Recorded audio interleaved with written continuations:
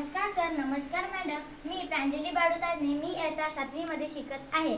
आज मी तुम्हाला मेंदू व मेंदूविषयी माहिती सांगणार आहे.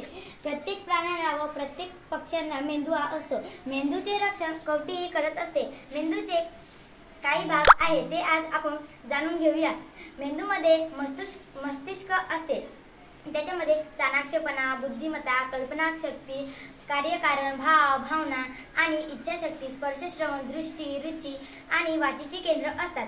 तलीमुळे आपल्याला थंडी, गरम आणि वेदना हे आपल्याला कळते. तर अभिस्थलीमुळे आपल्याला भूक लागणे, तहान लागणे, राग, प्रेम आणि पाण्याचे नियमन हे आपल्याला कळते.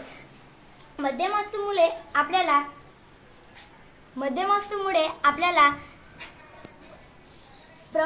प्रमस्तू आणि परामस्तू यांना जोडणारा भाग आहे. डोळे आणि कान यांच्याशी संबंधित संवेदनशील कार्य करते.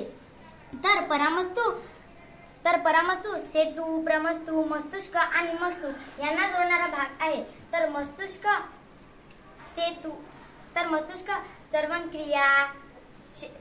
चर्वणक्रिया, श्वसनक्रिया, चेहऱ्यावरील हावभाव, शरीराचा तोल सांभाळणे, शरीराची ढब राखणे, सोबतच स्नायूंच्या हालचालीवर नियंत्रण ठेवणे हे मस्तिष्क करत असते. तर मस्तूक हृदयाची स्पंदने, पचनक्रिया, श्वसनक्रिया, रक्तवाहिन्या यांच्यावर नियंत्रण ठेवत असते. धन्यवाद.